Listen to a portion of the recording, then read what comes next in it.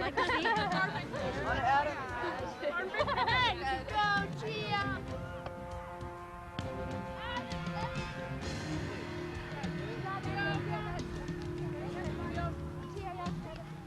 Yes, Ashley. Yes, Gia.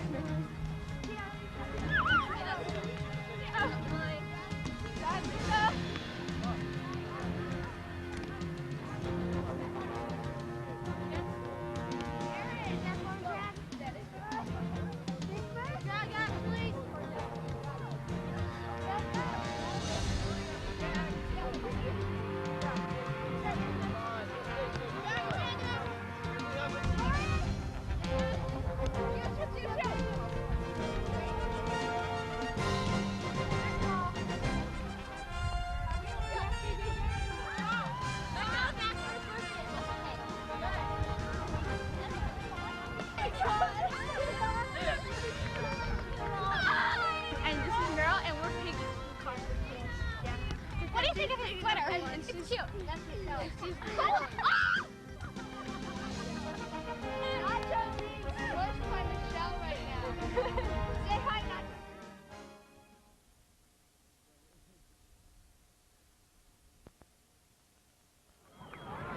Good afternoon, everyone. I'm Mike Benson along with Greg Porter, set to bring you all the action in State Cup play. It's the girls under 13 division. The CVU Thrashers will go up against the Santa Anita Rebels. Looks to be an exciting game, Greg. These two teams have not faced one another, so anything can happen.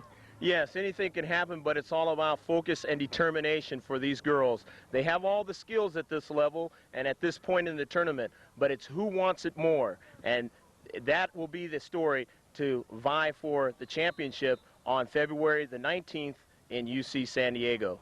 All right, grab a cold drink. We'll be back in a moment for the opening lineups.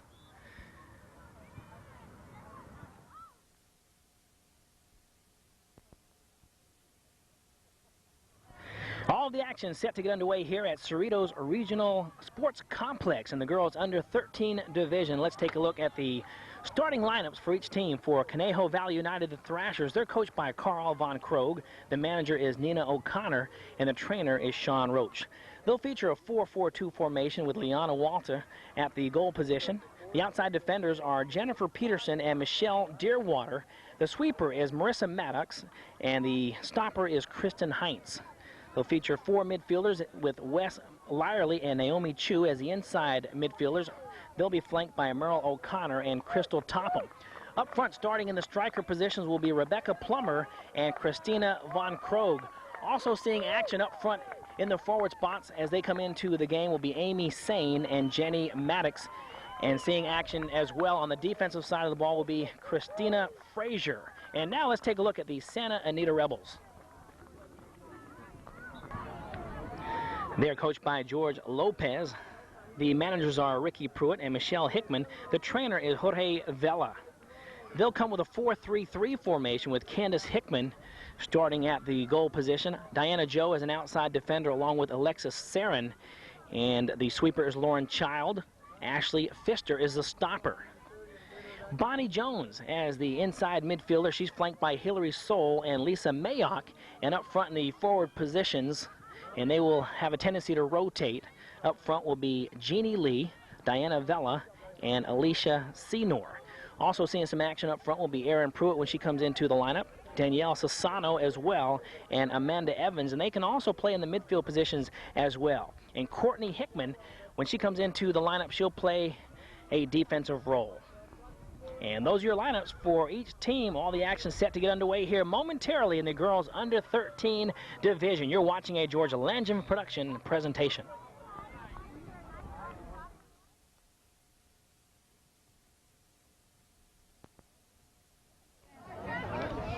All the action set to get underway here at Cerritos Regional Sports Complex. I'm Mike Benson along with Greg Porter, set to bring you all the action. The Conejo Valley United Thrashers, they'll go right to left. They're in the white jerseys with the blue shorts, and the Santa Anita Rebels in all blue will go left to right on our video dial.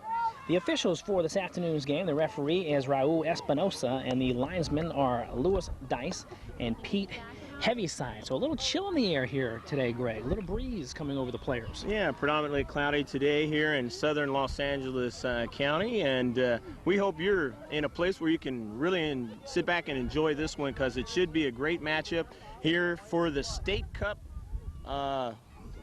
title eventually, because UC San Diego is where the title matchup is going to be, and both of these two sets of teams vying to make it there. So the round of 16 is set to get underway as Raul Espinosa sets the teams in play. We'll have two 35-minute halves. If the game does end in a tie at the end of regulation, we'll have two 10-minute overtime periods. And then if we're still tied at that juncture, we'll have the alternating of the kicks, as they use 5 players to do that. If we're still tied at that juncture, then of course they'll have the sudden death and just alternate the kicks as they go along. So the Rebels in blue. In your screen there is number 10, Hillary Soul, the outside midfielder, doing a nice job just trying to get the ball down towards an awaiting teammate, as Alicia Senor looks to cross one in, looking for their first shot on goal. And nicely coming out of the goal to make the play was Liana Walta. Yeah, coming out of the goal nets that time and doing a fine job as goalkeeper, Walta.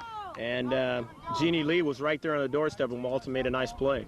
Let's take a look at some of the victories in the opening round for the Rebels.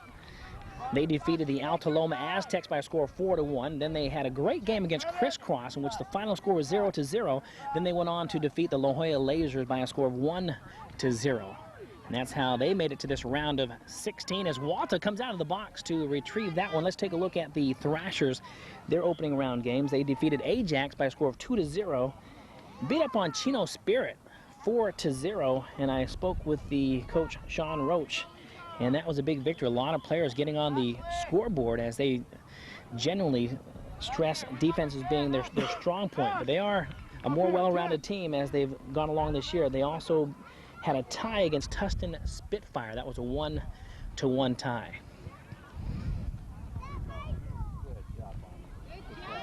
Ball just working here at the mid area as Hillary Soul looks to center one in again. That one attempted to be cleared out, and a shot broken up, and another shot, and score it! The Santa Anita Rebels, the first to get on the board this afternoon. It appeared to be Hillary Soul. It was We'll take a look. Hillary Soul. Right there in our picture, the outside midfielder, number 10, Hillary Soul, the first to get on the board. That goal coming unofficially at about the 3-minute mark. Again, we're playing two 35-minute halves, so the Santa Anita Rebels on the board here quickly. Her teammates basically created the work for Hillary Soul. Soul right there to the right of the goal, and she just was able to put in an easy shot to the near side. Walta, no chance for it as she tried to cut off the shot from the other side on that last sequence and goal score for the Rebels. And unofficially, I don't have an assist. I think it was just basically the first shot went in, it was cleared out by the defense, and Hillary Soul just got herself in the right place at the right time, as good players do, and she was able to send it in from just, it looked like just within the 18 on the right side, to put the Santa Anita Rebels out in front of the Conejo Valley United Thrashers 1-0 here in the early going in the girls under 13 division.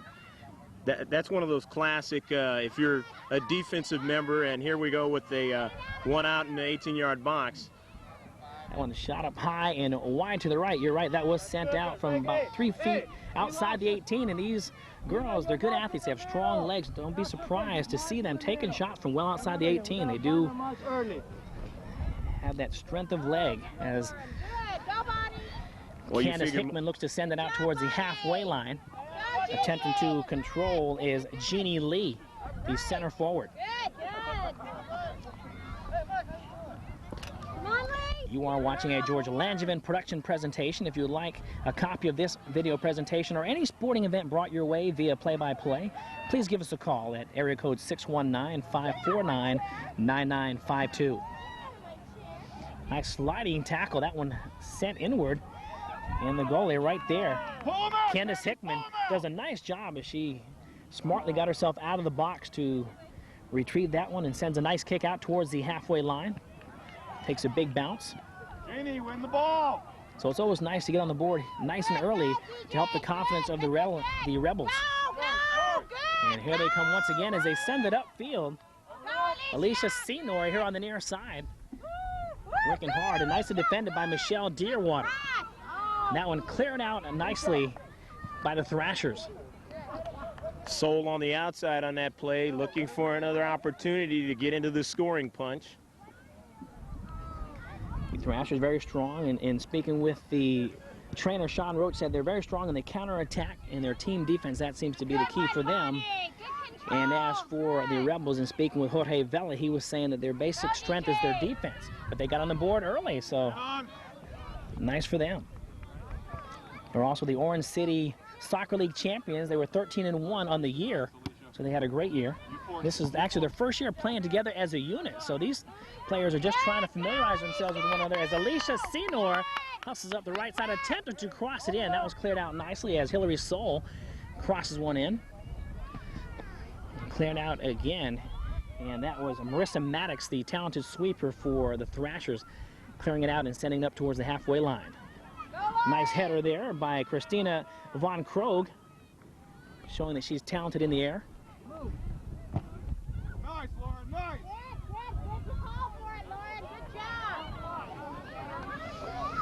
Unofficially 7 minutes into the match. 1-0, the Rebels out in front of the Thrashers. We'll take a look as we go along at some of the other teams in this girls under 13 division, as we are in the round of 16, so a lot of competition throughout the afternoon, tomorrow and next weekend as well. Jenny, win the ball in the middle. Players trying to stay as active as they can, as soon as they can in this game, because we had mentioned before the breeze in the air, a little chilly. So very important these players keep themselves warm as they set up for a free kick. That one sent in nicely, but a little bit wide to the right. That was Kristen Heinz, the stopper, who's got the strong leg there for the Thrashers.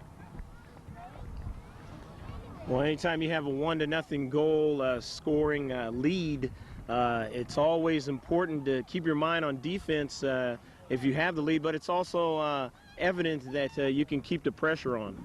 That one shot from outside the 18 wide to the right, and that was actually Naomi Chu. She's the talented inside midfielder for the Thrashers, but she's good offensively as well with those quick one-touch passes to the outside that usually result in scoring from shots that are taken from on either the right side or the left side of the 18. That one headed by Wes Lyerly, as the Rebels send it across the halfway line, looking for a possible second shot on goal. And that one cleared out nicely by Jennifer Peterson, the starting outside defender for the Thrashers.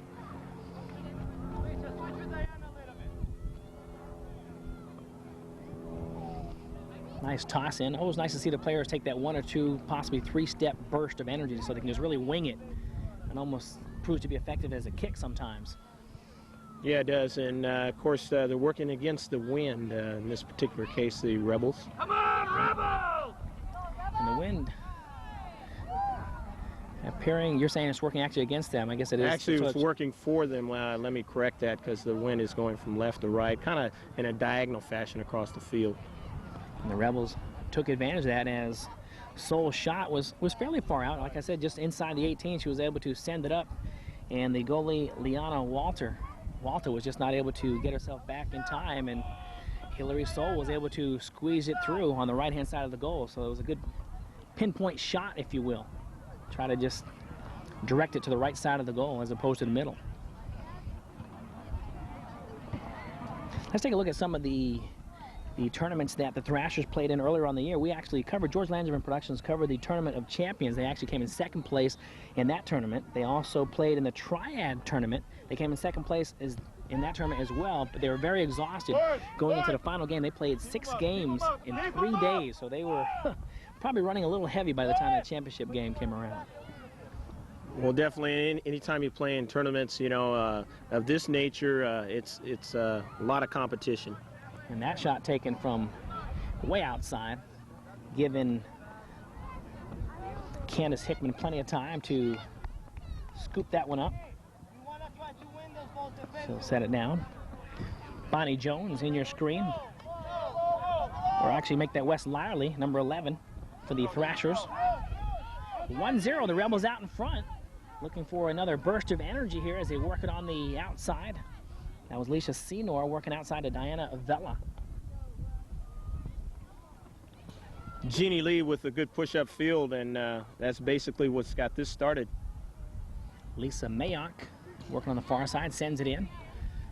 And Chu, again, mentioning how versatile she is as a player, was able to just send that one across the touchline on the far side so that she can give her team a chance to back up and get situated defensively. And Mayock takes about a 10-step running start and wings it in, attempting to get that one in towards her teammate, Jeannie Lee. The Thrashers able to clear it out once again. As we near the halfway mark of the first half of play, Santa Anita out in front 1-0 over CVU. Lots of action on the far side where all the high power lines are here. That shot taken up a little too far to the right, actually hits the goalpost and bounds away, and that allows the Thrashers to send it out. It appeared to be Jennifer Peterson who was sending it up towards the halfway line, along with Wes Lyerly. You would call that last shot a dinger in hockey. And Rebecca Plummer heading the ball at the halfway line as well. She's trying to control, looking to send it in to Christina Von Krogh. And Christina, the last time we actually covered the Thrashers, was unable to play because of an injury, but she's back in there and a very versatile player. She played a little bit of sweeper during the year, so look to see her possibly during the game switch up in positions with Marissa Maddox. That could possibly happen. Nice job by Plummer coming up and forcing the play in their half of the field. Deerwater with a nice mark right there, working hard against Diana Vela. These players very physical. Good up, Jenny.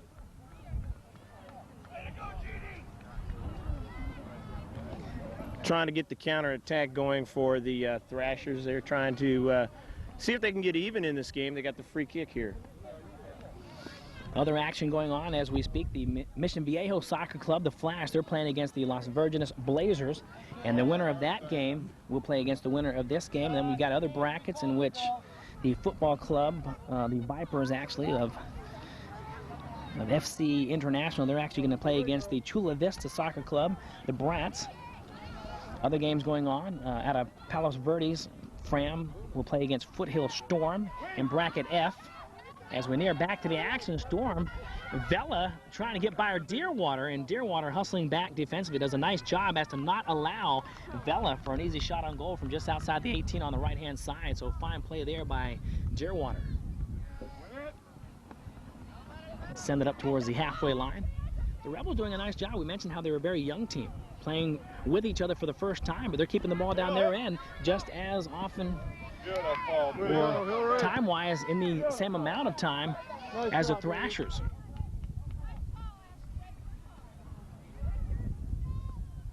That one touched out by Deerwater. Let's take a look at the rest of the groupings in bracket G. We've got the Southern California Blues. They're going to play against the Kickers, the Excalibur squad. Then you got the San Diego Youth Soccer League Surf team playing against the Claremont Stars. The winners of those two brackets will play against one another. And then in the other bracket, in I and K, you've got the Sting of Santa Anita. They'll play against the Hotspurs Red. And then the Irvine Strikers are playing against the Chino Spirit today.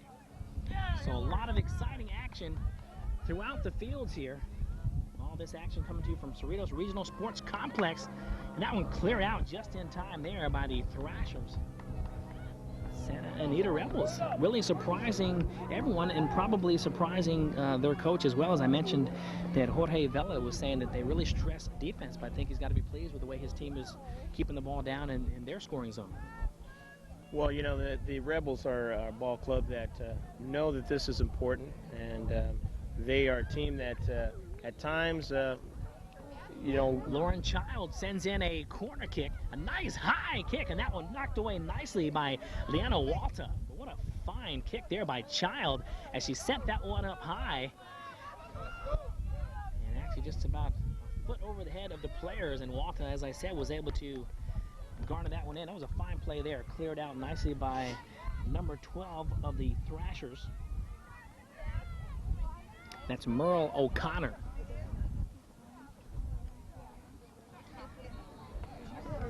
That was Hillary Soul sending it in. She'll handle the toss in, as it appears that Lauren Child, the sweeper with a strong leg, will handle the corner kicks. DJ sends that one in.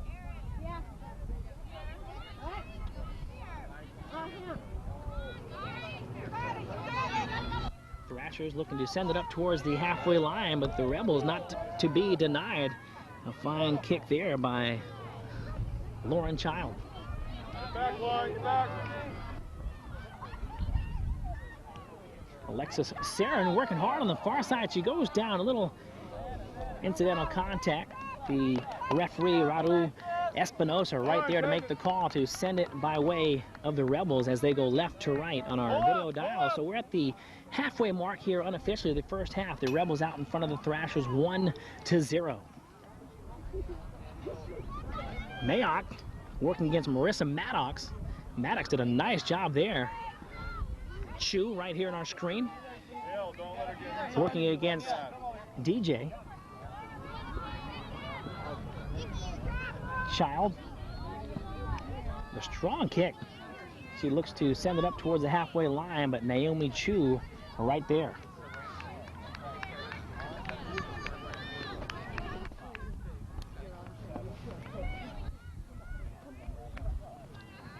Little header by Hillary Soul. Marissa Maddox back to defend, but getting away and escaping is Senor. And what a fine play by Maddox as she was able to actually regain her composure as she went down. And I'll tell you, it's like a defensive back in football just trying to recover after getting burned by a wide receiver. So she did a great job there. Mayock with a shot on goal. And that one was a fine play there by Liana Walter. Walter just using her hands, getting her hands out of the near post and making a nice save. I tell you, she really showed good lateral speed there as she went from her right to left and just got her hand out there just in time and made a fine play because Lisa Mayock was looking for a possible goal and second goal of the game for the Rebels.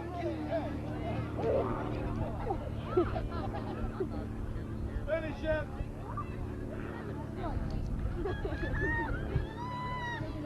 Sent in on the corner kick. That's either Pfister or, it's hard to say. I think it is 15. Ashley Pfister actually handling the corner kicks. It was difficult because of the glare that's far away. Got a little bit of sun seeping through the clouds here, and it was tough to see whether that was 15 or 16.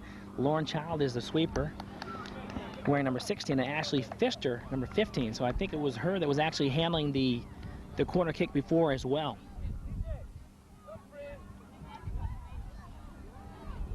Immediately following the match, please join us for the post-game show. It was a lot of fun to speak with the players, get their thoughts on this game, maybe some earlier games during this tournament they felt good about individually or as a team, find out other sports they play, and much, much more. All that coming your way during the post-game show, so please join us for that. As that one's sent in and easily fielded by Liana Walter. She just sat there like a shortstop waiting to garner in a pop fly. Michelle Deerwater with a strong kick downfield to the waiting Christina Von Krogh, and Von Krogh had her hand grabbed there. That was definitely holding against Ashley Pfister. And Michelle Deerwater, it appears, will set up for the kick for the Thrashers. And you'll see all the players get in their respective positions. And as the ball is kicked, they're actually going to have Naomi Chu send the kick in now. And watch everyone actually heading towards the goal. That one was kind of sent out towards the 18. A touch pass in there and a shot by Frazier, who generally plays as a defender. Wes Lyerly attempting to get a shot on goal as well. So the Thrashers trying to take it up a notch in intensity here as the Rebels were keeping the ball down on their end. And the Thrashers say, hey, it's our turn to start getting some shots on goal here.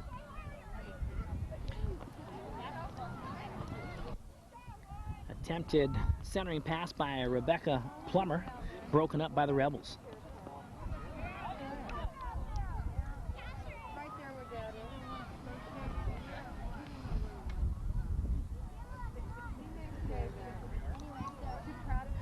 Rebels send it in, or the Thrashers actually on the far side.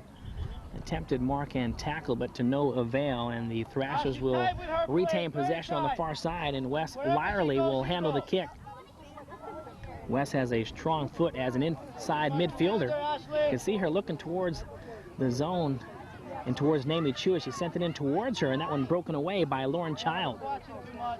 So Child doing a fine job. The Rebels possessing a ubiquitous defense here, as their players seem to be everywhere, not allowing the Thrashers to have any easy shots on goal here so far in the first half of play.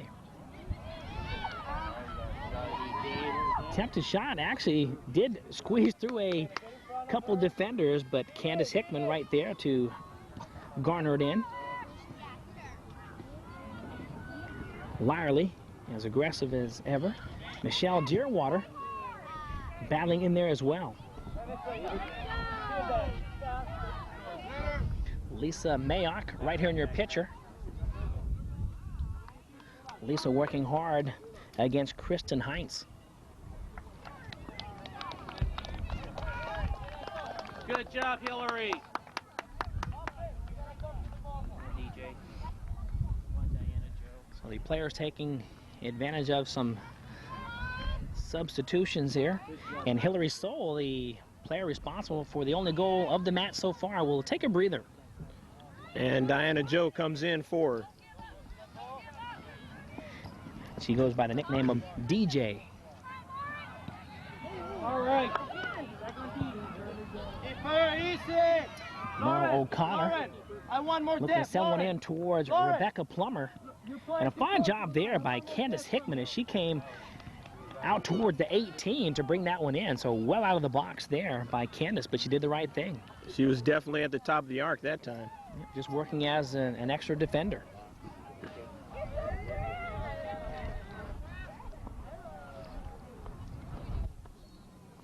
I see, Greg, as I watch you in the spirit of soccer with your San Diego Sockers hat on here. Should make note that Brian Quinn just became their new soccer coach after all these years. They had Ron Newman as their coach. We'll talk about that in a moment as Wes Lyerly sets up for an indirect kick. As you can see, the wall being set up here by the Rebels. So it's going to be interesting to see whether Lyerly opts to send it up over the wall or attempts to touch it out to one of her teammates for an assist. So we'll see. High shot up and over and sends it through. So Wes Lyerly with a nice direct kick shot up on the higher left-hand portion of the net to tie up the match at 1-1 as Wes Lyerly shows her enthusiasm with a little dance step there and ties the match up. As we near that goal will come unofficially at the 23-minute mark if you're keeping track.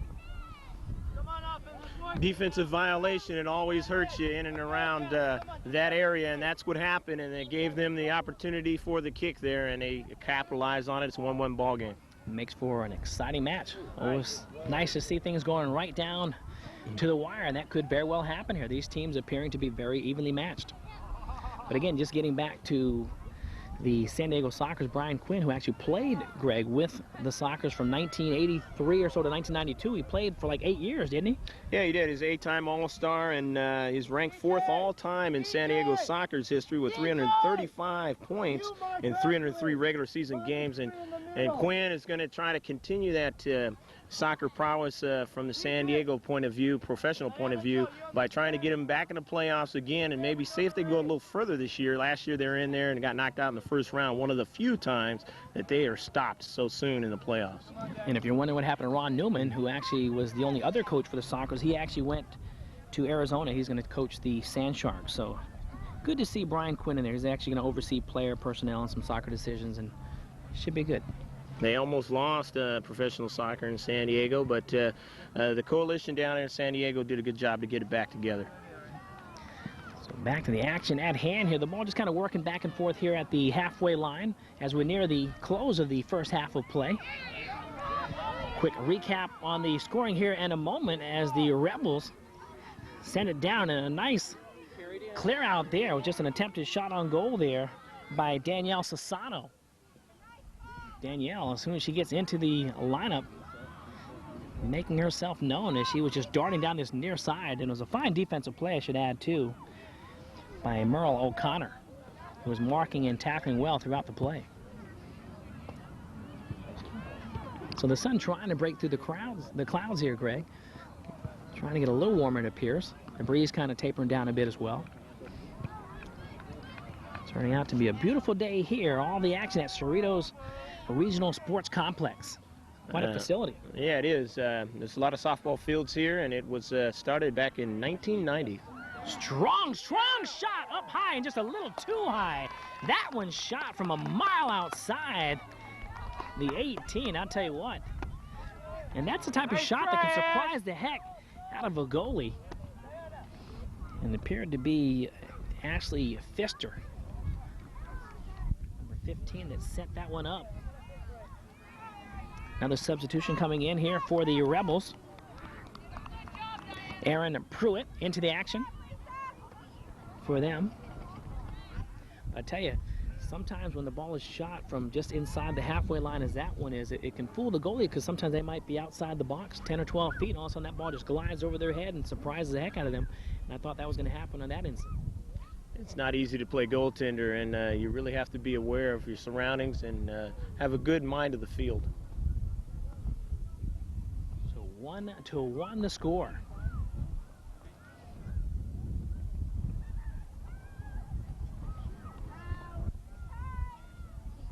George Langevin Productions also does banquets, dance recitals, and things of that nature. So if you have any interest whatsoever, please give us a call again at 619-549-9952. Nice little attempted header there by Mayock. Or actually make that number 22. That was not Mayock. That was actually 22 blue. That was Diana Joe. Looked like she was holding her stomach there, too. I thought she might have got elbowed or something. Wes Lyerly looking to send it in towards O'Connor. Clear it out. Chu. Yeah, DJ. And a nice block there again. DJ in there with a fine block. Strong centering pass from way outside by Kristen Heinz, the talented stopper. She has a very, very strong leg. Was able to send that one down towards the 18.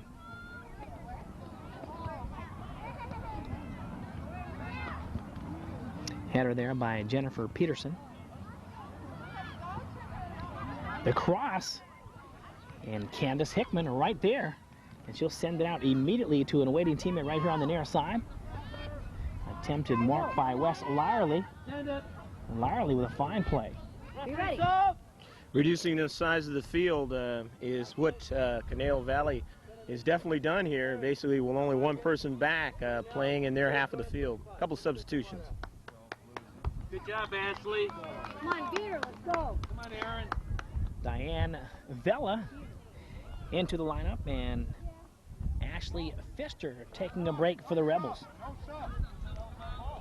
So a quick recap in the scoring. Santa Anita able to get under the board, or on the board I should say. Hillary Soul, the outside midfielder, sending one in at about the 3-minute mark. And then about 22 minutes into the game, Wes Lyerly sent one through for the Thrashers, and that's where we stand. It appears that Ashley Pfister is going to come right back into the game. Free kick coming up. Lyerly sends it in. They touch it out to Deerwater, who sends one up high and over the goal. Michelle Deerwater showing that she features a strong leg as well right there in your screen. And she sent that one in from well outside the 18, tried to get it over the head of Candace Hickman, but the wind just took that one, sailed it away. 1-1 the score. Deerwater will take that opportunity. You're going to see her throughout the course of the game for Canale Valley, the Thrashers, and she going to try to sneak one in if she can. Push up. Lauren Child, a little banana kick up here, trying to direct it towards an awaiting teammate. Just beneath the halfway line, a nice split of the defenders pass there, a little tightrope. A CNI pass up on the near side. Danielle Sassano. Sassano, quite a player, really getting the job done on both ends of the ball. Offensively, defensively, been quite a spark plug for her team since she's entered the match. They got Jeannie Lee for a handball, so now it's going to be a free kick. And it appears to be Lauren Child here, right in your screen, will send the kick down, kind of surveying the field as to how she's going to kick it. And sends it right in towards the center. The attempted header up over the top, and a fine play there. Leanna Walta showing that fine left hand as she swats that one away as well. Well, you know, the coach of the Rebels said his goaltender's got pretty good hands. Obviously, Leanna Walter for Conejo Valley, the Thrashers, has pretty good hands too, as she evidenced there. And what an accurate pass there by Lauren Child as she sent that one up high. A slight little banana kick, got it up into the awaiting head area. And, of course, the Rebels trying to show their talent in the air as well, and they'll set up for the corner kick. Some players converge on the goal. As soon as it comes in, an attempted header just got away, and a shot wide to the left there by the Rebels. We're all tied up at 1, and they want to go in at intermission with a 2-1 lead. They were trying hard there. Unofficially, about 4 minutes left in the first half. Well, I tell you, there's going to be some high schools real happy to have some of these girls on their clubs in the future.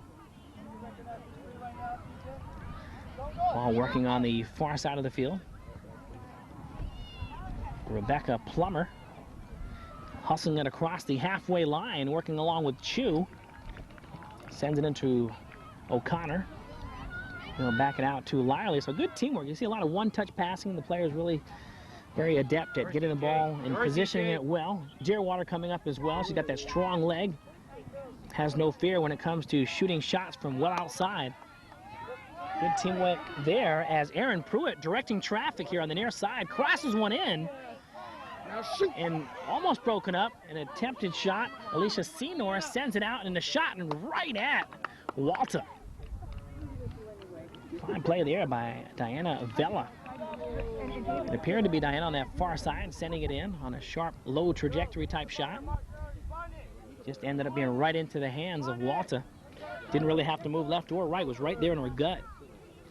Yes, you'll see a lot of outnumbered attacks at times against the Thrashers, but that's only because of the speed and the conditioning of the Thrashers in the off-season as they run a lot of track. And so the Rebels at times you'll see them with the outnumbered 2-on-1 attacks, and but their good speed is able to come back and cover and close up. I tell you, speaking of track, it was like a track meet when you saw Rebecca Plummer and Lauren Child just darting over towards the ball. They made a little bit of contact there, and the ball's going to go in possession of Laura Child and the Rebels. Very spunky players. The referee having a discussion. We'll take a timeout. You're watching a George Langevin production presentation.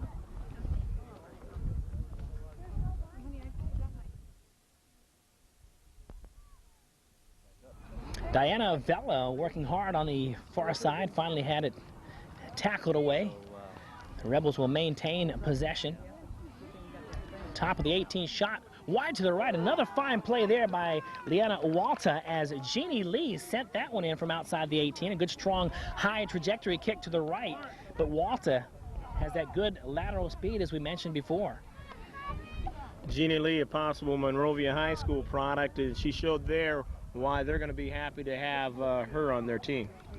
Lauren Child will set up for the corner kick for the Rebels. So he doesn't take any insulin. A lot of scoring opportunities created on the corner kick, and that one just a little bit too far inside as it darts off the goalpost. I heard a whistle. I wasn't sure if that was going to be the intermission break.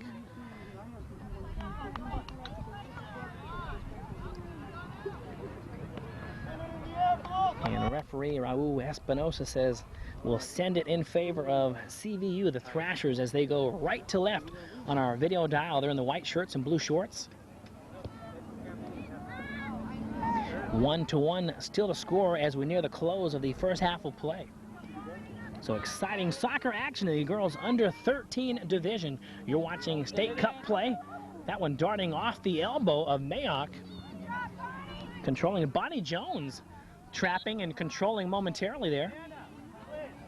And winning the ball is the Thrashers. Wes Lyerly will set up. Last few minutes, free kick. Thrashers basically had to play some defense as the Rebels were on an offensive attack, but now it could change here. Danielle Sassano. Merle O'Connor crosses one in and headed out by Lauren Child. Sassano again with it, looking to split the defenders as Deerwater's right there, and that will do it. The first half of play comes to a close here at Cerritos Regional Sports Complex. You're watching the girls under 13 division. The Rebels won, the Thrashers won, and a quick scoring summary. Hillary Soul, the first to get on the board for the Rebels at the 3-minute mark unofficially, and then Wes Lyerly coming back with a goal for the Thrashers at approximately the 22-minute mark. So we're all tied up as we go into the second half of play. And I'll tell you, Greg, anything can happen in the second half. Yeah, anything can happen in the second half, but you know, you have a 1-1 game, and that's because both teams have played well in the first half. I'm Mike Benson for George Langerman Productions along with Greg Porter. We'll be back in a moment for what appears to be an exciting second half of play.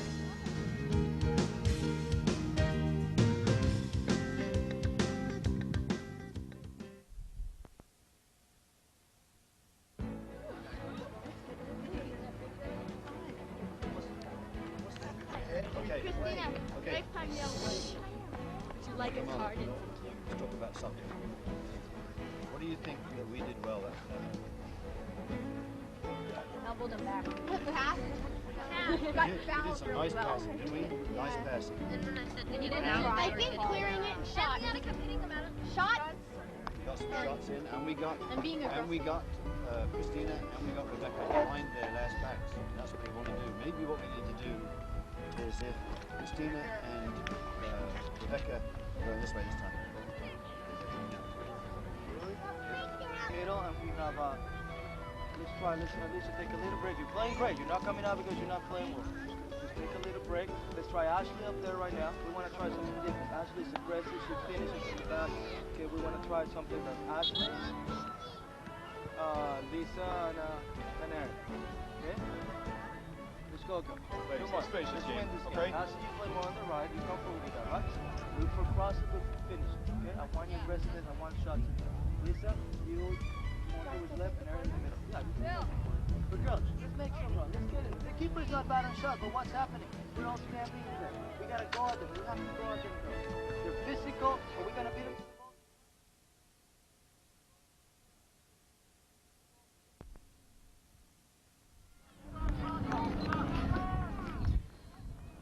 The second half of play is set to get underway here. The Santa Anita Rebels in blue will go right to left, and the Thrashers in white with the blue shorts will go left to right on our video dial in the second half of play. Let's quickly recap the first half. The Rebels, the first to get on the board at approximately the 3-minute mark, it was Hillary Soul, who sent one in from about just inside the 18 on the right-hand side, and then the Thrashers came back at about the 22-23 minute mark as Wes Lyerly, the talented inside halfback, she sent one in to tie the match up at 1-1. Little shoe loss there, but we're back in business. And Wes Lyerly, the player responsible for the goal, sets one up from the halfway line, kicks it downfield to an awaiting teammate. Crystal Topham was right there, attempting to trap it and control it actually in the air. Wes Lyerly.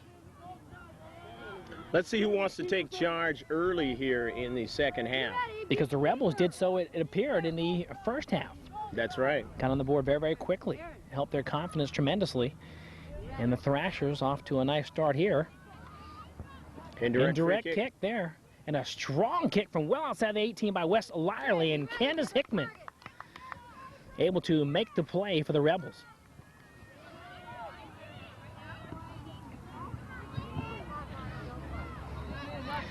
Centering pass there by Alexis Sarin. Or actually make that Crystal Topham was actually trying to center that one in towards an awaiting teammate for the Thrashers. Sun has come out predominantly here. It's really a lot nicer than it was. Temperature risen a little bit. At the beginning of the game, as we mentioned, it was a little breezy, a little chilly. There was clouds in the air, but now, like you said, Greg, the sun has broken through and the players are hot and raring to go here. Diana Vella sends it out to the outside. Aaron Pruitt controlling, looking to go back to Vella. And Lisa Mayock working in there as well, and a high kick by Bonnie Jones. And that one brought in by Leanna Walter. She'll send it out immediately to O'Connor. I was just going to say, Deerwater was right there at the doorstep if the goaltender didn't make that play. Christina Von Crow working on the far side. And a fine mark and tackle there by number 22, DJ. Plummer looking for a possible shot on goal. Lauren Child, the talented sweeper, right there. And she knew she had to be because Rebecca Plummer was going to try to take the carom. And it appears that Lauren might handle the goal kick here as Candace Hickman gives way to her. She's kind of surveying the field as one of the players are actually tying their shoe, so the official gave her a moment to do just that. As Lauren sends it up, Chu defending, tripped Bonnie Jones from behind, resulting in a Rebel possession.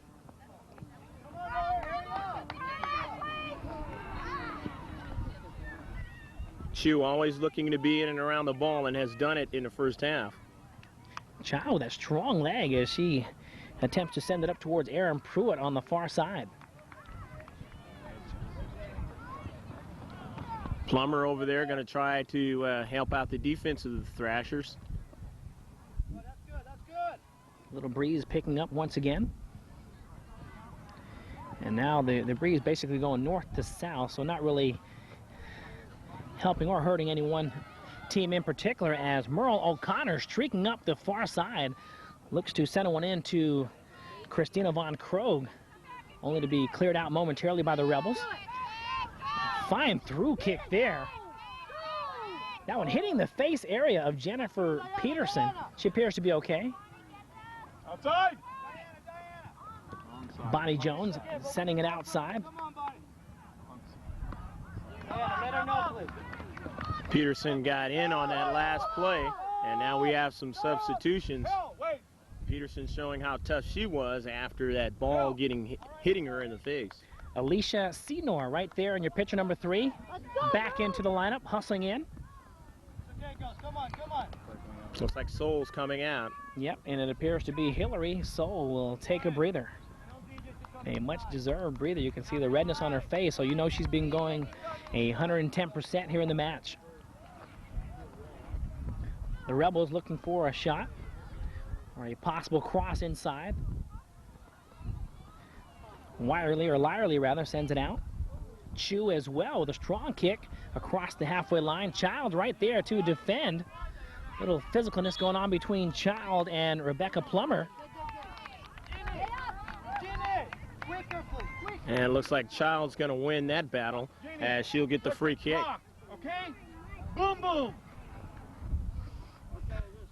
Good hustle by Plummer, though, trying to force the play, and that's what you got to do as a forward. Try to force it and try to make something happen. Lauren Child to kick it away for the Rebels. Nice trap. Nice tackle that time by Lee. Fine hustle. Crystal Topham right here in your picture as she went up and made a fine trap in control and just tried to, the ball got away from her momentarily, was able to finally regain control as Lyerly sends it up on a little banana kick towards the middle, attempting to get it in closer to Crystal Topham. Little collision right here at the halfway line. Again, Lee being tough right there in midfield, coming up and playing good defense. Wes Lyerly. That one headed by Lauren Child. Actually pulled a little reversal on her. She tried to get the front of her forehead on and actually went a little too high and went back on her. Exactly. Candace Hickman able to alertly come up with the play.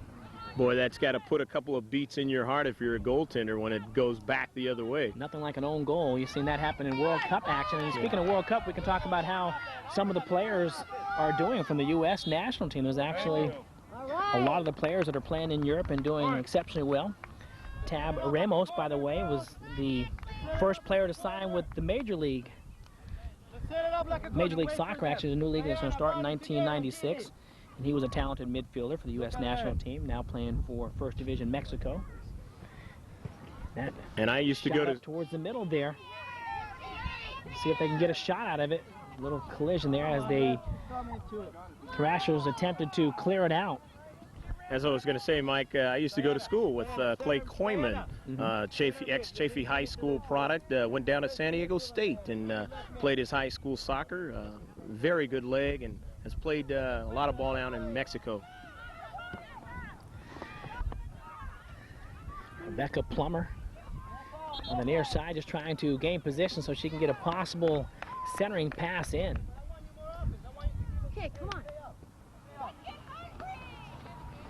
Lauren Child seems to be the player that they pick out to handle the majority of the kicks for their team. As that one just darts by the face of Vela. Lyerly attempting to control. Crystal Topham sends one down towards Plummer. Plummer tried to touch it out to Christina Von Krogh. So alert play there by the Thrashers, trying to get something going here, as we're still all tied up at 1-1, unofficially about 9 minutes into the second half of play. But speaking of Tab Ramos, we talked about how he played on the U.S. national team. He was a talented player. Actually, only one of 3 players that started every game in the 1990 and 94 Cup.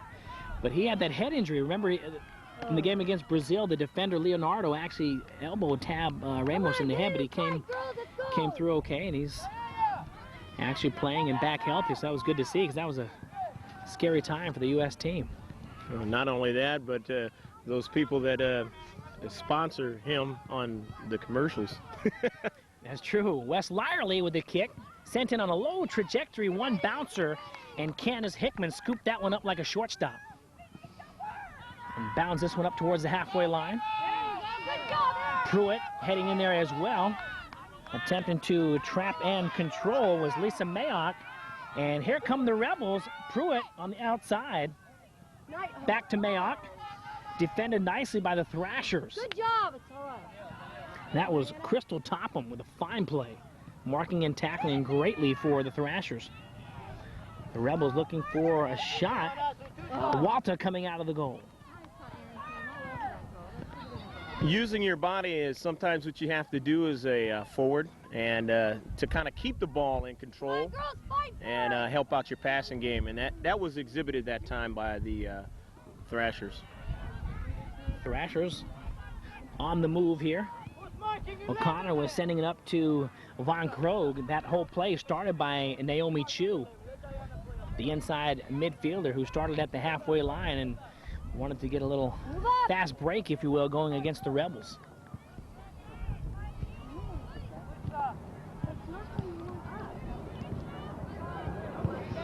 Chu kind of sent that one out of a pile. Everyone got bunched up, and all of a sudden Chu came out of nowhere just to get her foot on it, sending it in towards Candace Hickman, who was right there. The majority of the shots on goal by the Thrashers have been virtually right at Candace. Hasn't really had to make the movements left to right as Liana Walta has had to do for them.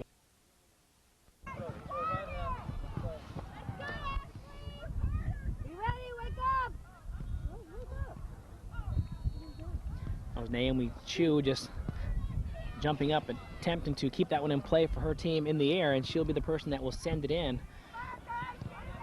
as she situates herself inside the touchline. I guess they're going to kick it in as opposed to sending it in on a toss-in.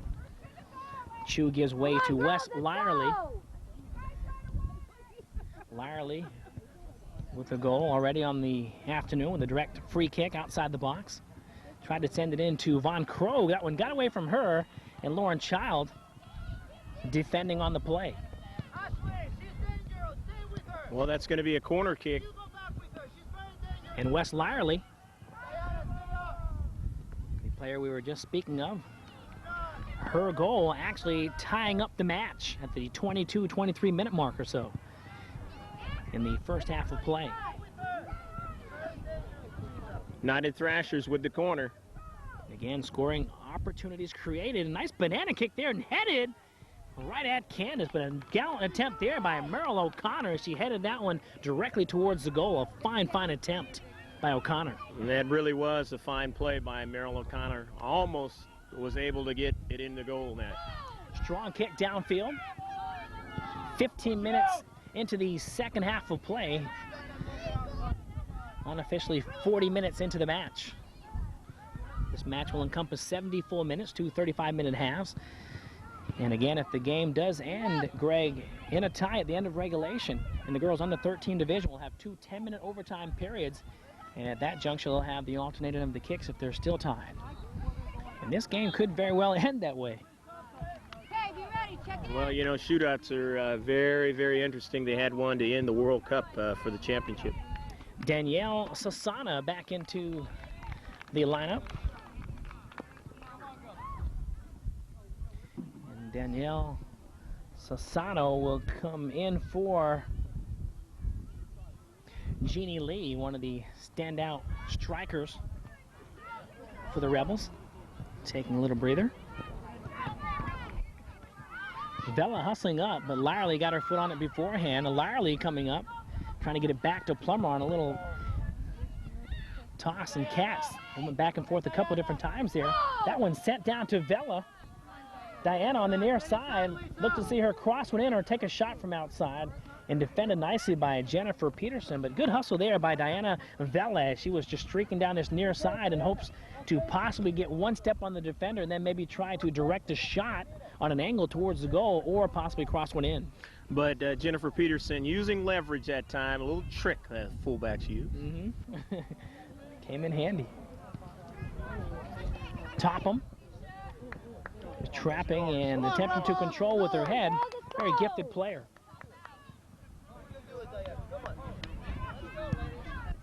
Crystal right there in your picture.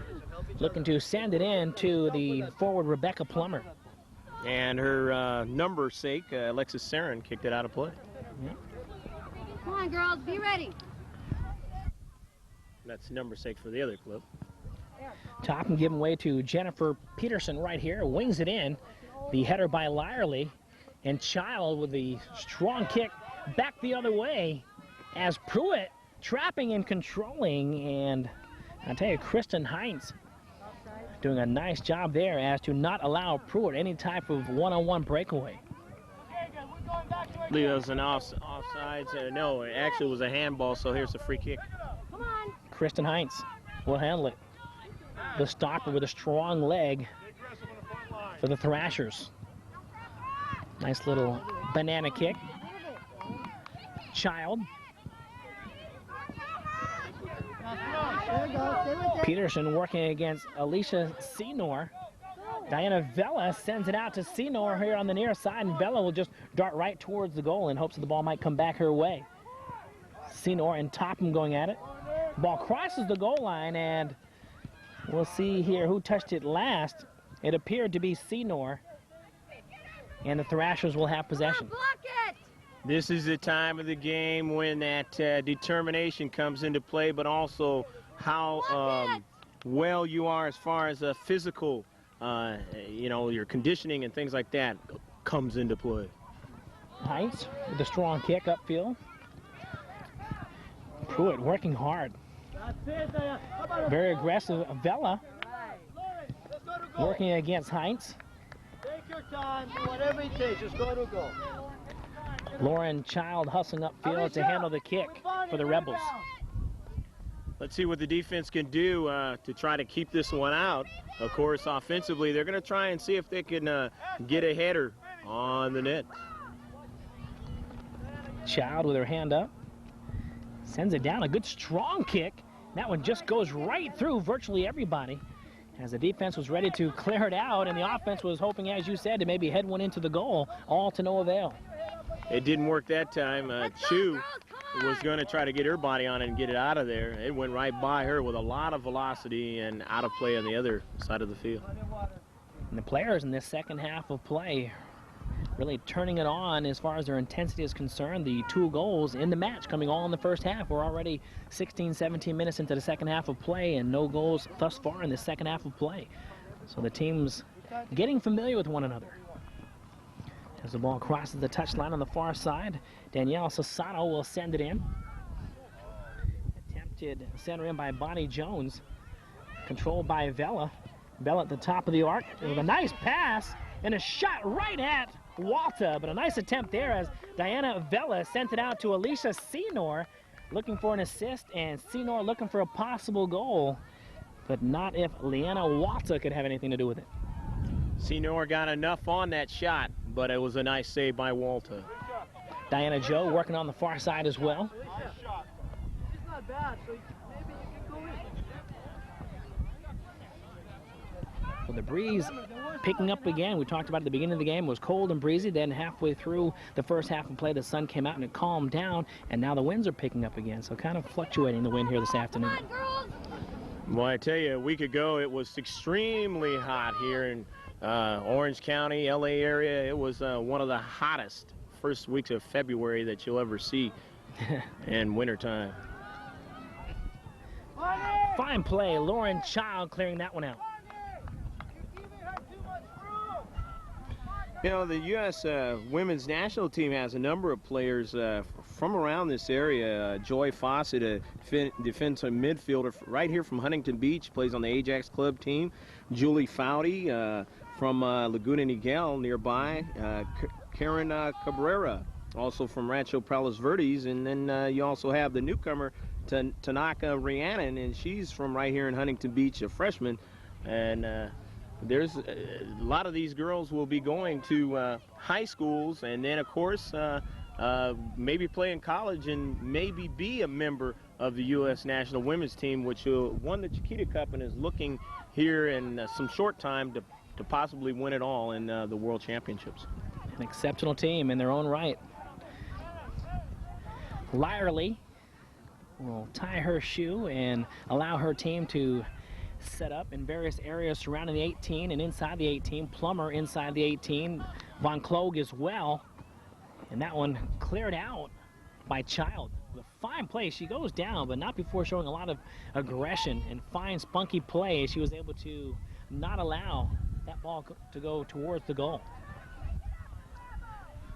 Yeah, I mentioned that U.S. women's national team, the state that has the most players is right here in California. They have a total of 12 players on a 25-woman roster of that team.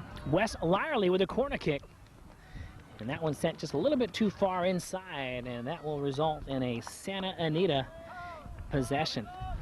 So all you got to do is spend weekends and watch, like come to the complex here or wherever in Southern California and see some of the future players of super surprising soccer. You got it. And I tell you, the climate does play a part as well. In the Southern California areas, you see a lot of good players coming out of Southern California.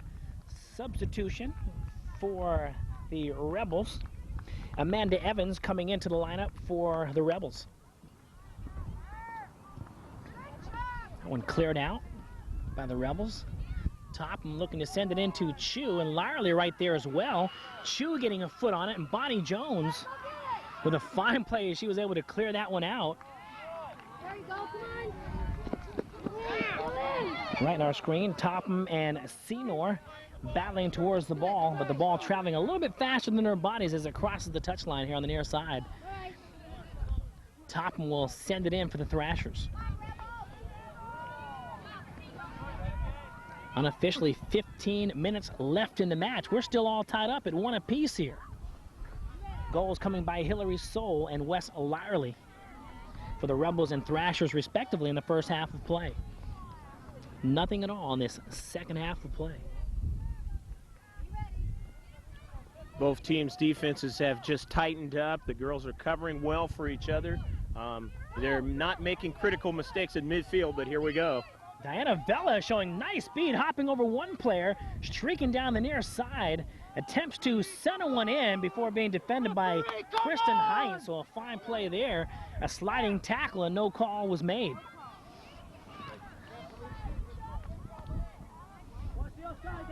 The header there by Lisa Mayock. Danielle Sassano working on the far side as well and hopes to keep the ball in play and see if she could possibly center it in. The ball crosses the goal line. On that last rush by the Rebels, of course, again, I mentioned the covering well on defense. That's what you've got to be able to do, and that's what happened on that play. Of course, the coach, George Lopez, didn't really like the call on it, but it's defense that makes you have an opportunity to win state cups like this, and that's what they exhibited that time. Exactly, and the referee is allowing the players to be aggressive, but there's a such thing as controlled aggression. You can be aggressive out there, have nice sliding, strong sliding tackles as long as you keep control of your body. As the ball's right here in the arc, the shot by Senor, she holds her head as if to say, I wish I had that one back. She felt like she had a nice clear shot on goal, was sent up high over the right-hand side of the goal, and she says, I wish I had that one back. Well, there's no doubt. Senor was there. Senor was there along with Vela, and you know, you have about 3 players there in that 18-yard box. Dangerous territory, about 8 yards out in front of the goaltender. She didn't know which one was going to get it. It went to Senor. Senor just popped it up a little bit too high, looking for the Rewind crossbar. your videotape and take a look. That could be on your personal highlight film, at least for Senor, as she was able to send that one up, and of course in disgust she wanted it back. A couple more substitutions into the game. For the Thrashers, Amy Sane actually into the action here for the Thrashers. Might be the first time in the match that she's into the action. And she's right there, and not only into the game, but immediately, literally into the action. Rebecca Plummer, the forward, the player that Sane substituted for. Candace Hickman comes well out of the goal to clear that one out. A fine play, working as an extra defender. So again, immediately following the game, don't go anywhere. Please join us for the post-game show. Get a chance to find out what other sports do some of these great athletes play. A lot of the athletes that we see in this tournament play other sports. Very good athletes. Soccer players have good stamina, good hand-eye coordination, and usually have talents in other sports as well. And a fine play there by Hickman as he sliding recovery out of the box.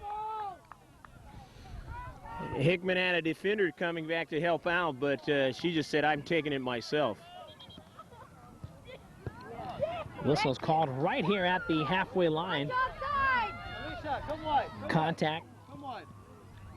Diana! Apparently being made by CVU. And Lauren Child, as to no surprise, will handle the kick, as she generally does. Lots of tournaments coming up. A lot of these girls may be involved in these tournaments later on. March the 4th and 5th is a big 9th annual Mayor's Cup. The boys under 10 through under 19 and the girls under 10 through 19. And then the Holiday Classic follows that, the 17th through the 18th, with the boys under 8 all the way up to 19 and girls under 8 up to 19. So big tournaments coming up in March as they continue on in the world of soccer, youth soccer. Hopefully you can be able to see some of this action like you're being able to see today. Exactly, like Alexis Sarin sending that one out, working hard as she was working against her counterpart in number. Crystal Topham did a nice job to send it out across the field in hopes that they could spread the ball out and surge forward.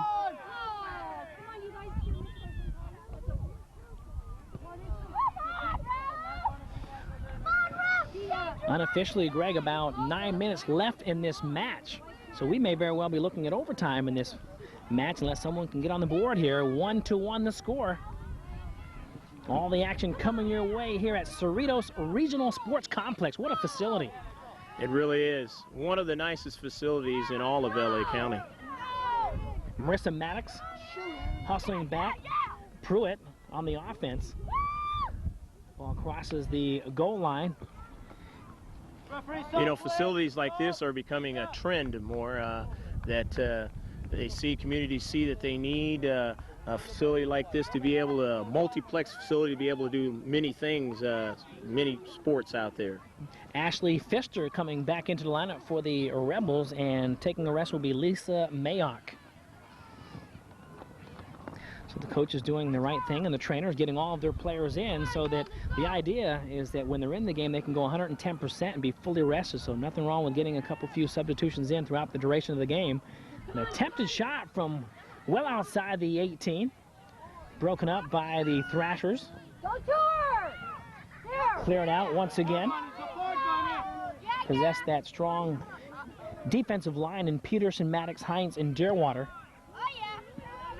Christina Frazier plays some defense as well. Diana Vella. Vella and Senor over there in that corner trying to work the offensive punch from the outside. And they do have a nice 1-2 punch, if you will. Senor always kind of breaking towards the goal when she sees Vella leading the pack. So they are a good combination there. Christina Von Krogh on the far side, working hard against DJ. Michelle Deerwater with the big push-up field, getting the long ball.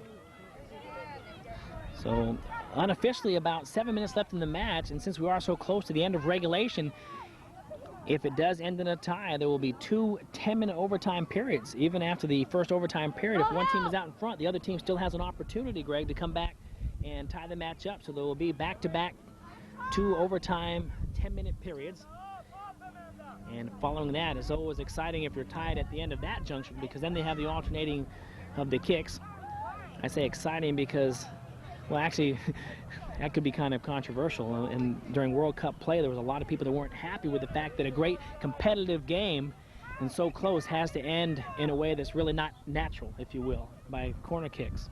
Well, every sport has its purists, and I guess the soccer purists, the soccer gods, if you will, were not happy that day.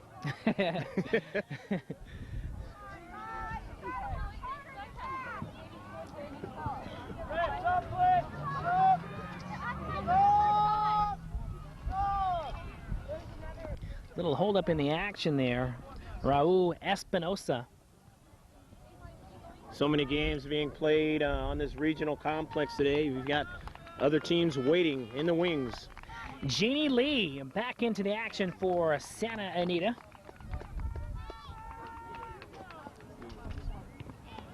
Rebels trying to get their counterattack going.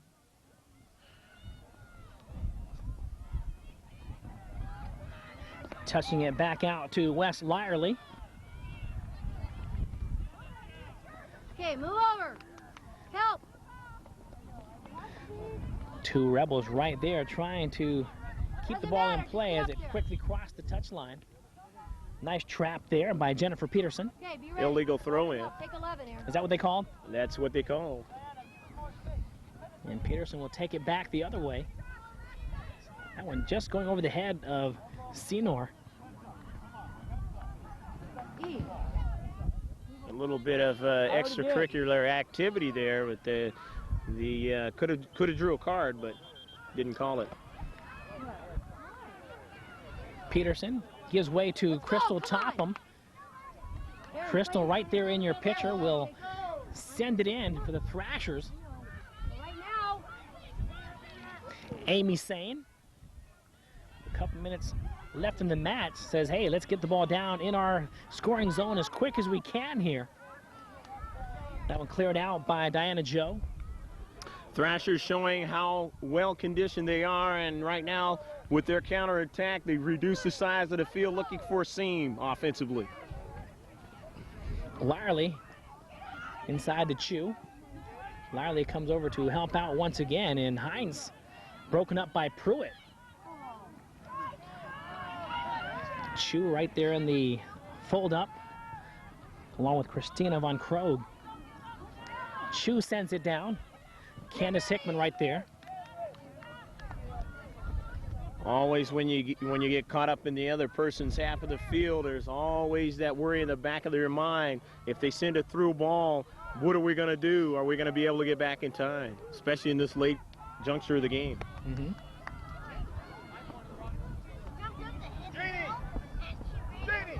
Although Carl Von Krogh very happy with the speed of his team. Again, I mentioned they continue their conditioning with in the offseason. He has the girls going get into track activities.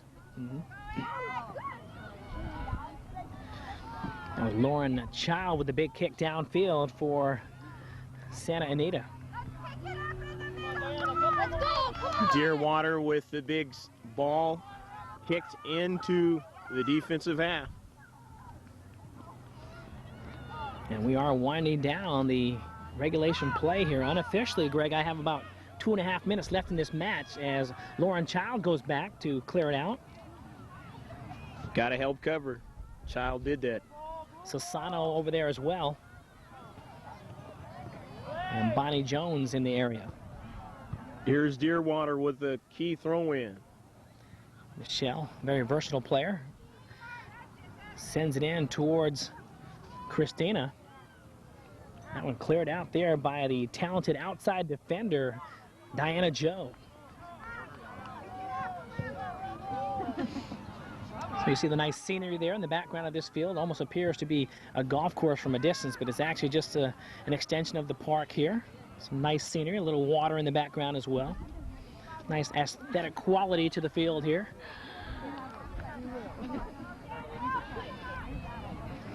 Deerwater still working hard and gets tripped up there by Bonnie Jones. They both go down.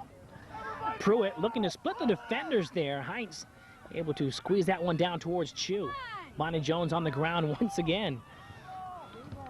These players very spunky, Greg. A pleasure to watch.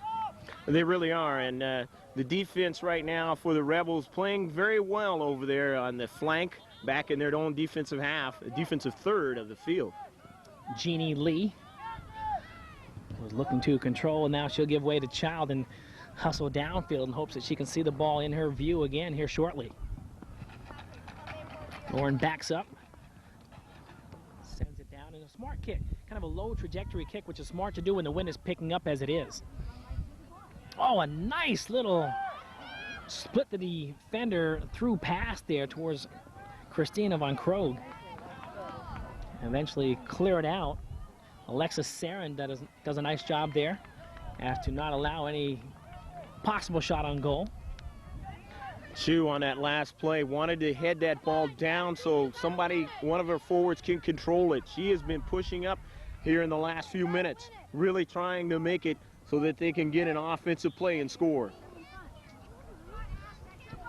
Lauren Child with a strong kick, which virtually ends up here at the halfway line. Controlling is Diana Vella, trying to get by Jennifer Peterson, and Jennifer doing a great job marking and tackling right here on the near touch line.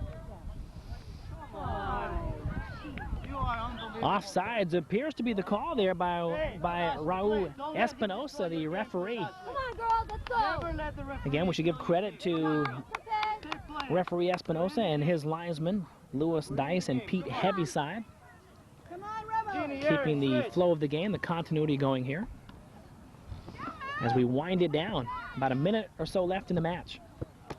And that one goes right by us. Do they want us to play? No, I don't think so. Beating up on the production crew here. And speaking of our production crew, George Langevin on camera, following all the action, all the roll of the ball, we should say. Can you kick, Mike? It actually almost came by me, didn't it? I know you've played football before, but I don't think you're not a soccer guy, are you?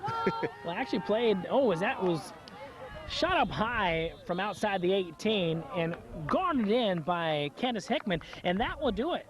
The end of regulation here at Cerritos Regional Sports Complex ends in a tie as Hillary Soul got on the board at the 3-minute mark, followed by Wes Lyerly at the 22-minute mark. That was the score at the half. And as I mentioned, in the second half, both teams picked up the intensity, Greg, in the second half of play and held each other scoreless, and that's where we stand at the end of regulation. So we'll go into 2 10-minute overtime periods. Well, you know, they're going to need some refreshments, and then they got to get back out there. I tell you, it's a lot of soccer that they have to play today, and it's going to be the team that's well-conditioned, the team that wants it the most. As we said at the outset, is going to win this one. We'll be right back. You are watching a George Langevin production presentation.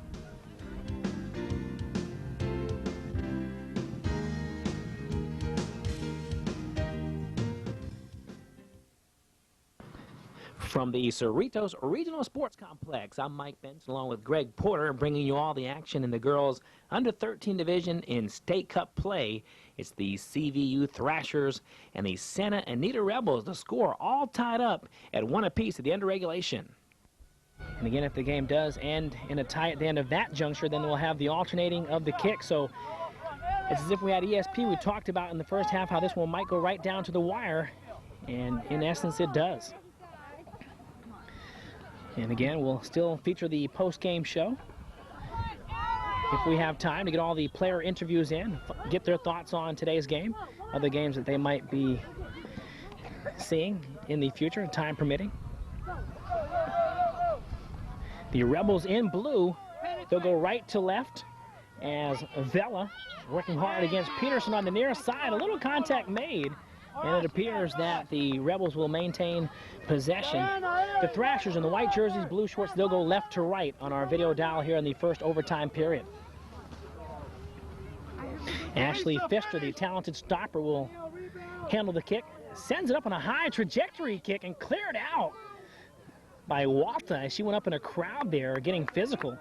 Knocked into a couple players, but did the job as that ball was directed and cleared out successfully by the Thrashers. Nice job by Lauren Child to get the ball in the 18-yard box, get it up in the air, see if there's somebody can head it in. Wes Lyerly working against Child. Wes, the player responsible for the lone goal of the game for the Thrashers, on a direct kick that was sent up over the wall that was featured by the Rebels. So a nice, fine goal there by Lyerly. The Rebels goal coming by Hillary Soul. That one unassisted as well. And that's where we stand, 1-1 in the first overtime period. Nice job there by Naomi Chu, being able to control the ball and then send it upfield. She's the leading scorer for Conejo Valley United Thrashers, and I'm sure she's going to be looking to try and see if she can get free. Such a well-rounded player, to her credit, as a center midfielder, and she is, as you mentioned, the leading scorer. So very, very versatile, runs the field very, very well. She's a player who knocks that one across the touchline on the far side. The Rebels will have it in tow as they go right to left on this breezy afternoon here at the Sports Complex in Cerritos. Rebels going to be trying to do something with Diana Vela and, of course, Alicia Senor, and they have been working a good tandem throughout the game. They're going to try and see if they can spring free and work a play and get something in the net. Jeannie Lee, also one of the forwards up front. They featured that 4-3-3 formation with three strikers kind of rotating up front, as Vela trying to split the defenders, but Leanna Walta having plenty of time to come well out of the goal as she was able to garner that one in at about the 18 mark. Erin Pruitt using her determination to help the offensive thrust on that last play. Bobby Jones showing her talent in the air as she was able to control. Sends it outside on the far side. Here's to be Mayock controlling on the far side, looking to cross one in. Deerwater with a fine play working against Bobby Jones. Aaron, tell Lisa just to send those balls in there. Not so much dribbling. Michelle will send it in. One of the taller players out on the field today. And as a defender, one of the stronger players as well, as they touch it back, send it back downfield, trying to get it out to Merle O'Connor, or make that Rebecca Plummer working hard on the offensive end. Lauren Child right there. Plummer attempting to split the defenders, sends it out to Chu a little bit behind her, and when eventually cleared out by DJ. So the ball working back and forth very, very fluidly at this juncture. It is, and Hines, number 25 for the Thrashers, did a good job from the midfield of pushing it up, and now it's onto her foot right there. I tell you, she's like an ever-ready battery, just on charge, full-fledged this whole game. I haven't seen her come out of the game that much. She is their stopper.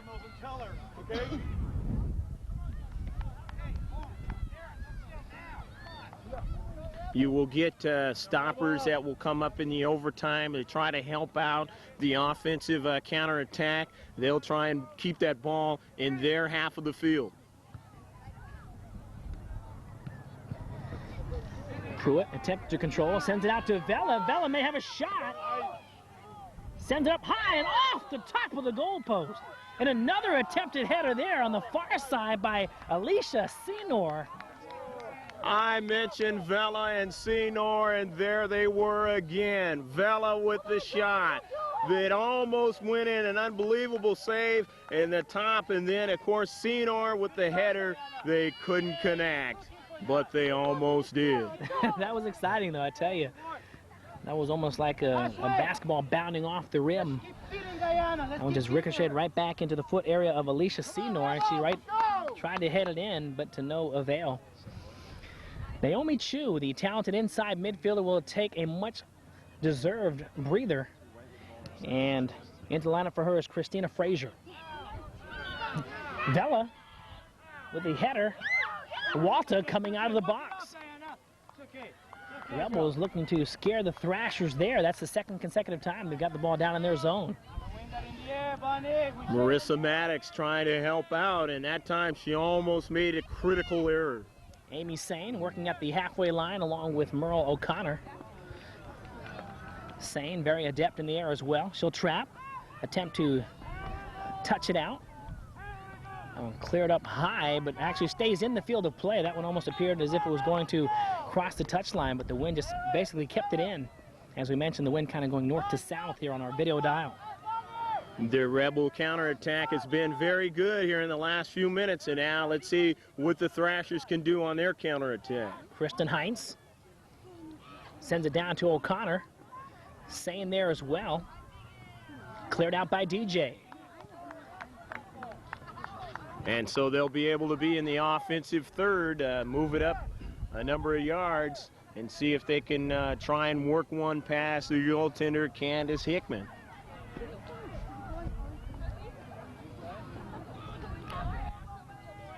Michelle Dearwater appears to be the player that will send the ball back in play for CVU. Christina Frazier to O'Connor, just trying to keep it in play, but to no avail. That one crosses the goal line. Remember, who scores, whoever scores here, it doesn't matter. They're going to have to play another 10-minute segment, so it's not a sudden death situation. You're going to see another overtime stanza regardless of who scores and takes the lead. And approximately 2 minutes left in this opening overtime period. Linesman Lewis Dice on the far side making the call. Nice flag, the Conejo Valley United Thrashers over there to the far side. It's just flapping there as the wind blows it. Kind of somewhat chilly here at the complex. Wiley doing battle with Ashley Pfister. Middle of the field. Peterson sending it down to Plummer. Plummer maintains possession. Frazier with a strong kick down towards the goal, but a little bit too far out, kind of out of her range there. That might be one of the things that you don't want to do if you're the Thrashers. You want to try and see if you can work a nice, concrete, succinct play offensively. And that one, as I mentioned, it's like a jump shooter in basketball that is used to shooting a 15-foot shot, and all of a sudden they're trying to shoot a 30-foot shot, and they're going to be a little bit weak on the play, and that was the case there. Sometimes it's like taking a three-point shot and you don't need to. Just go ahead and get the two even if you're down. Referee Raul Espinosa calls an official timeout, but we're back in action as Heinz sends it down to the penalty arc. Lauren Child hustling over to clear it out. Rebecca Plummer. Plummer with the speed, using the speed to the wing and making the defense have to get that ball out of play.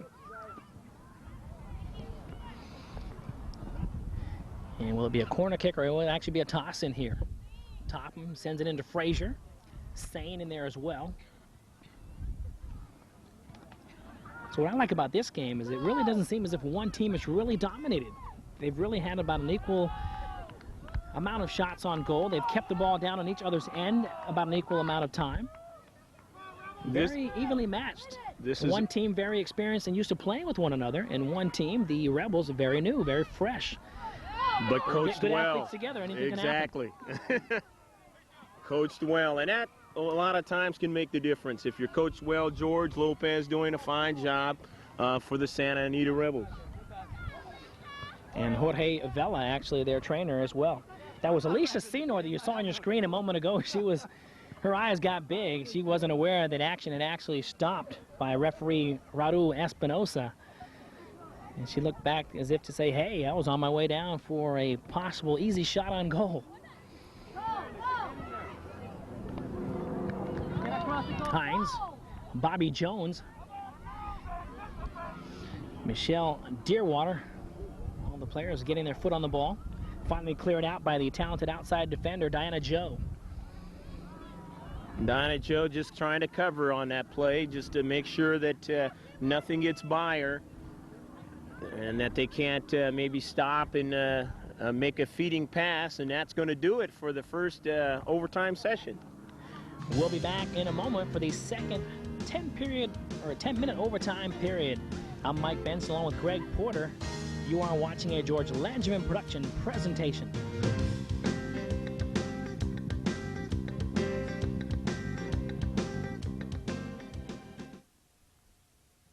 Let's go, Blues! The final overtime period underway here. The Conejo Valley United Thrashers in white will go right to left on our video dial, and the Rebels in all blue will go left to right in this final overtime period.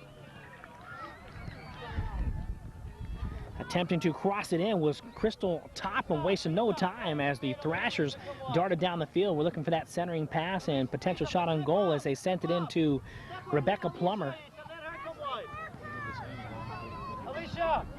And the winner of this match will go on to play in the quarterfinals tomorrow.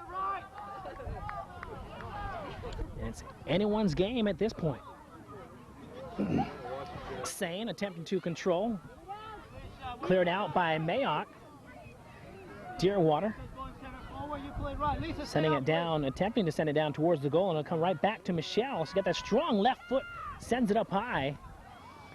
Plenty of time to be cleared out by the Rebels. Attempt a reverse kick there by Topham. Seymour with a strong kick outside to Diana Vella.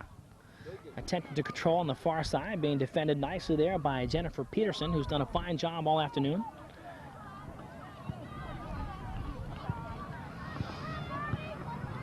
Headed by Bonnie Jones. Dearwater at the halfway line, working along with teammate Kristen Hines.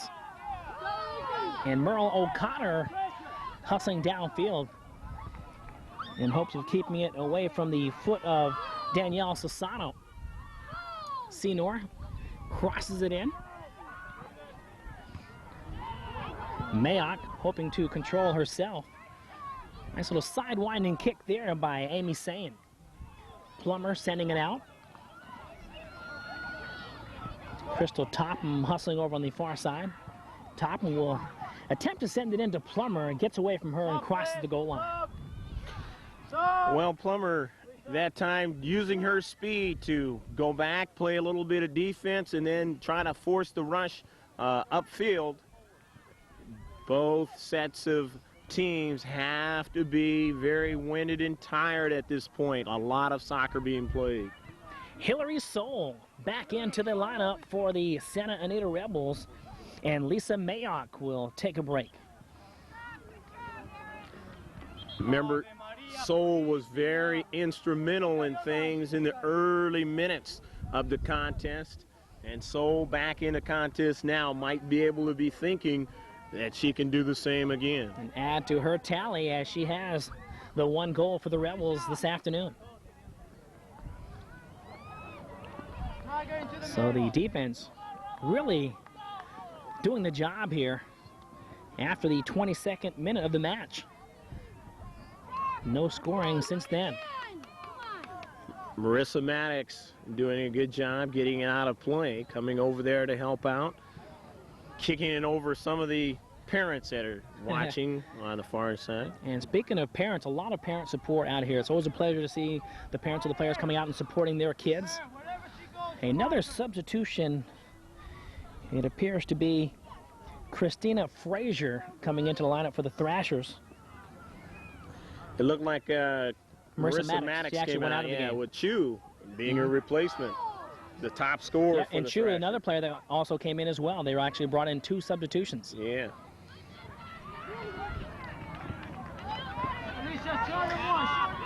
The Rebels hustling over here. Danielle Sassano. Sassano with a strong kick upfield. Michelle Deerwater right there to defend.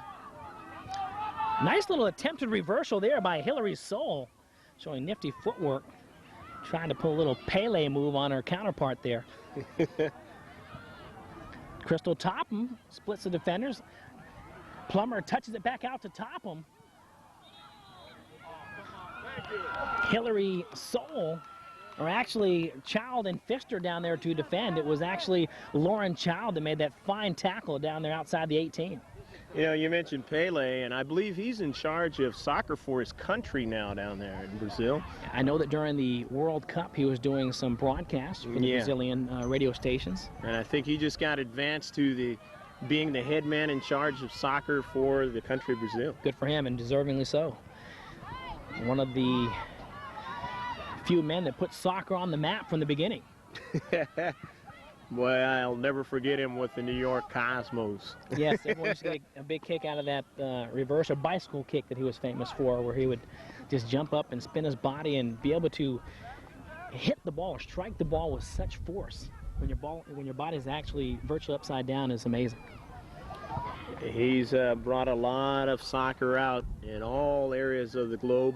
A lot of people that probably wouldn't have been involved in soccer are involved in soccer now, all because of the one great Pele. Chu splitting the defenders, hustling down. Naomi looking to cross it inside to either Christina or Michelle, breaking towards the goal. And a fine play, DJ clearing that one out. She's played a sensational game, because you talked, and you have talked throughout the duration of the game about the speed that this Thrashers team possesses, because during the off seasons they are involved in track, and most of them are sprinters on the track team. So that's just an extra credit to the defense of the Rebels this afternoon, who can get back defensively, led by Pfister, Child, Saren, DJ, doing a fine job this afternoon. And number 8, Christina Von Krogh, the forward for them, is a 100 and 200 meter Ventura County champion. You talk fly. about fast, she can do it. Pleasure to watch. Runs like a gazelle as Bella attempted to send that one down towards a teammate.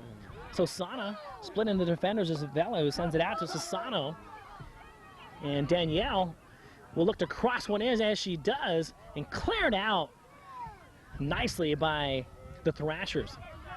Naomi up to Christina. You were just talking about Christina Von Krogh right there on your screen. She's got some wheels. Unofficially, 3 minutes left in the final overtime period. If we're still all tied up, we'll go to the alternating of the kicks, in which they'll rotate 5 players. If we're still tied at that juncture, they'll just have a sudden death alternating the players. As they send it up to Vela, and Diana really would like to have that one back. She's actually showing her frustration, and you can't blame her, because she got the ball. She had a little free time, and maybe one team was thinking that it might be offsides, but she looked like she had plenty of time to set up for a shot. Tried to kick it through and just wasn't able to plant her foot on it the way that she would have liked, and now she gets kicked. And then too, also, you find that the young ladies are tired too, and fatigue sometimes will crouch into your thinking, you know, and it's really tough. And now you have a little bit of a breeze going, you know, to making it a little bit cooler. So, you know, you really have to keep moving, and you kind of have to keep focused. And that was a great point about being tired, because at this juncture, playing this many minutes of soccer, your legs get tired, and it's tough physically to be as crisp as you want to be. And that's, I think, what happened with Diana there. A kick up towards the goal area. That one crossing the goal line. And I tell you, Vela almost made a professional type of slide and kick into the net. That one would have definitely been one of the great plays for their team, and one of the great plays in this field today. And redemption for Diana. As we mentioned, not pleased with the first attempt, but I tell you, that would have been a sensational play. Talking about Pele, that would have been a Pele-type kick there. You better believe it. There's nothing wrong with her mind. She's got it going. The body might be getting a little tired, but the mind, she knows exactly what she wants to do. We are nearing 55 minutes of soccer action here for this girls under 13 division. A lot of running going on this afternoon. Candace Hickman, the goalie. And as the goaltenders... Looks like she'll give way, Greg, not to interrupt you, to Hines, who handles the goal kicks the majority of the time. As I was going to say, the goaltenders have to be thinking in their minds, please, somebody in this game in normal fashion, because remember I mentioned about the gods of soccer. We'll have that scenario coming up exactly pretty quick. Yep. That appears to be what's going to happen, as I have on my watch unofficially 30 seconds left in this match. And the center ref looking at his watch, and when he does that, he knows that it's about time. And looking at the goosebumps on his legs, he's probably glad it's time. Getting very, very chilly out here at the sports complex. Actually, the players are probably quite warm and quite comfortable. We're just sitting here at a standstill, so the cold kind of going right through us. The players probably very comfortable, and that will do it. The end of regulation, the 2 overtime periods, all coming to a close. Hillary Soul got on the board in the first 3 minutes of the match. Wes Lyerly able to get on the board for the Thrashers at the 22-minute mark or so. No scoring in the second half, no scoring in the first 10-minute overtime period, and no scoring in the final overtime period as well. So we will go into the alternating of the kicks. I'm Mike Benson along with Greg Porter. We'll be back in a moment for that.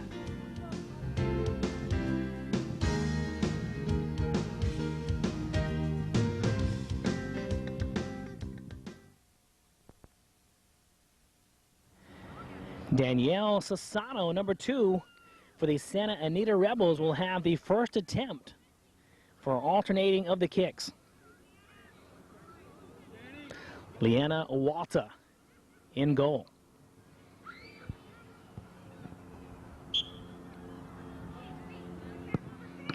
And Danielle sends it through on a high trajectory kick, the upper left-hand portion of the goal. That one was actually touched by Leanna Walta, a gallant attempt. It was a nice shot, and Leanna Walta again using her good hands, but she couldn't get to it in time.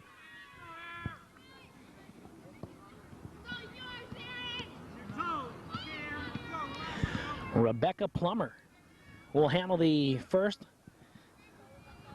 kick for the Conejo Valley United Thrashers. Rebecca, the talented forward, and Candace Hickman at the goal, as she's been all game. And that one hit in the same area, that one on kind of a low trajectory worm burner, and Candace Hickman unable to react to that one. Rebecca Plummer keeping it down low, and she was able to completely fool the goaltender that time and get it in the corner. So Hillary Soul, the player responsible for the goal for the Rebels, will set up for the second attempt. We're tied at 1 here. Both kickers successful so far. Hillary will try to make it the third. And she sends it up to the right and hits the goal post. Ricochet is off to the right. And that could mean the difference in the end. We'll see. Well, she tried for the upper to get it up off the ground and tried for the upper corner, and she just missed. So that will bring up Crystal Topham, the outside midfielder for the Thrashers.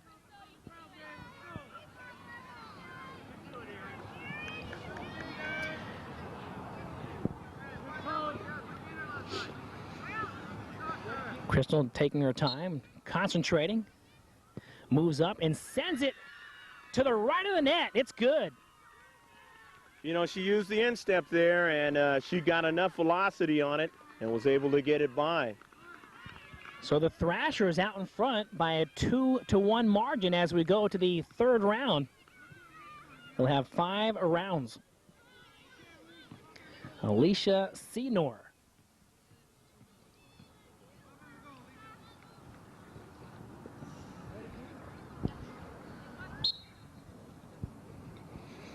And Alicia sends it to the left side of the goal, and that one hit on a dart. Almost impossible to even get a hand on that one. That's just a great shot by Alicia Senor, and that puts the Conejo Valley Ball Club in a big scenario here. They need to get something in the net. Wes Lyerly, the player responsible for the only goal of the game for the Thrashers, will look to contribute to a possible team victory here, as again their team is out in front by 1. And it appears that Candace Hickman having a talk with the official. And I can't read minds, so I don't know what they are in fact discussing. But that has given Wes Lyerly a chance to contemplate how she's going to kick it. To the right, to the left, low trajectory, high trajectory. We'll find out. And she scoots it to the left, takes her time, and just squeezes that right through the left side. Well, you know, they changed goaltenders that time. Of course, the Rebels using Candace Hickman, who played throughout the contest, and she wasn't able to get to it. It was just a good shot.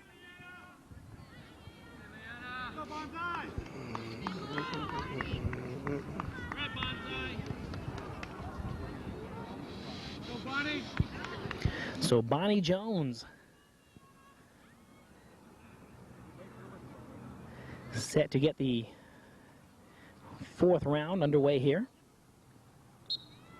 Bonnie, the center midfielder, hustles up, scoots to the right, and clears the goal untouched.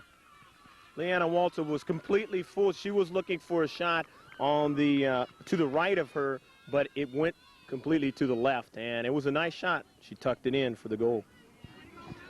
And now Naomi Chu, the ever-talented inside midfielder for the Thrashers, will look to connect here as her team leads by 1 here. Scoots it through a little too far to the right, and that will even things up and give the Rebels an opportunity. If everyone can connect from here on in, we will actually have the sudden death in which they will alternate until one team is successful and the other is not. Well, stepping up here is Diana Villa. Naomi Chu, she just was looking to try to do something, and then when it came time to strike the soccer ball, it didn't come out the way she had envisioned. Diana Vella, talented striker for Santa Anita. Looks at the referee, gets the signal, and says, hey, let's go. And kicks it through and squeezes it through as well. Right to the right side. So these players very adept at these kicks. Probably incorporated as a part of their practice sessions as well. Wouldn't be a surprise to prepare yourself for this type of situation. Well, Vella has played a great game, and she really got a nice shot there, just showing the kind of prowess she's had in this game. Christina Von Krogh set to kick it for the Thrashers and nails it through. So at the end of the alternating of the kicks, it does in fact end in a tie as the game did in regulation. So this one literally going right down to the wire as we go to sudden death.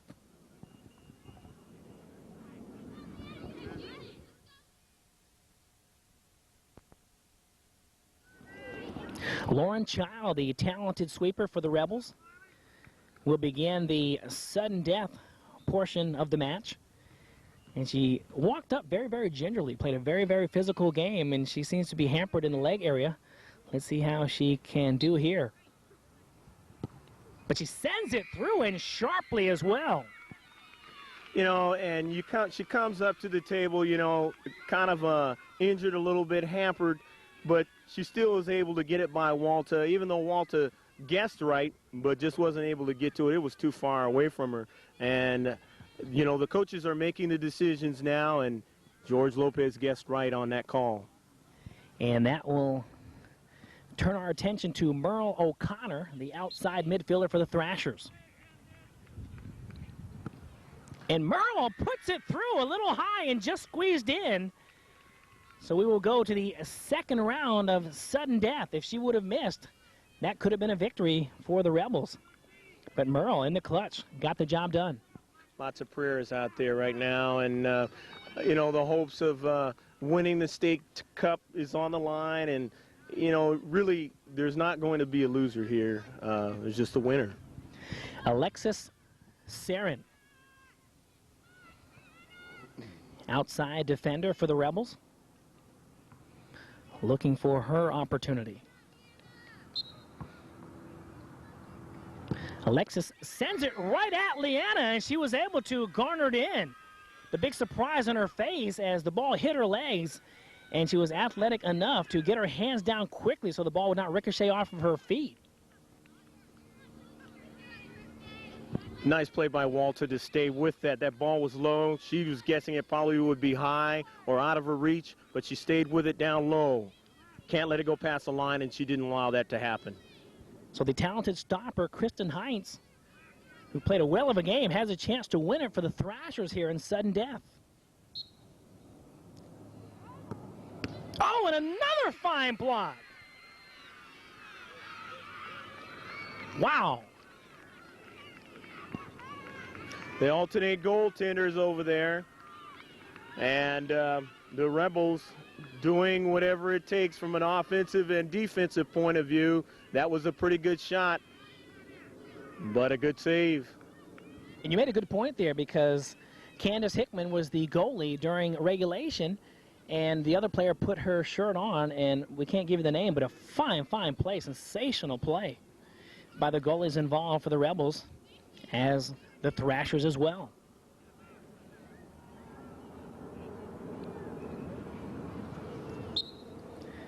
Santa Anita's Amy Pfister a little wide to the left and very disgruntled with her attempt as her hands go down. I know she wanted to have that one back again. That one just got off the side of her foot, or too strong on her foot, and that one just went right to left on her quicker than she would have liked. And that brings up Michelle Deerwater, the all-around player for the Thrashers, their starting outside defender. She's got a very strong leg, and she's going to try to use it here. Pfister, it wasn't, she's a stopper, and she just couldn't connect what she wanted to do. Michelle Deerwater, strong kick, sends it through for the Thrashers. And that will do it. The Conejo Valley United Thrashers come away with a almost remarkable win, going right down to the wire. Quite a game to end it in this fashion.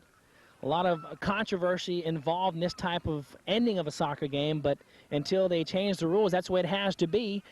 The Thrashers excited about it, and of course the Rebels not. Well, it came down to two defenders having an opportunity on a alternating type of a deal, and this time it was Michelle Deerwater getting the go-ahead goal for the victory here in the shootout competition. And nobody, again, like I says, neither team loses. It's just somebody won, and in this case it was Conejo Valley United Thrashers, who are a very good team, and they are physically in really good shape, and they were able to show it in the end there. But again, like I say, nobody loses. Both these teams, sets of girls teams played fantastic soccer. And we enjoy bringing it to you. You've been watching a George Langevin production presentation. The game was 70 minutes in length. They went to the 2 overtime periods, which made it 90 minutes. Then, of course, the alternating of the kicks and the sudden death.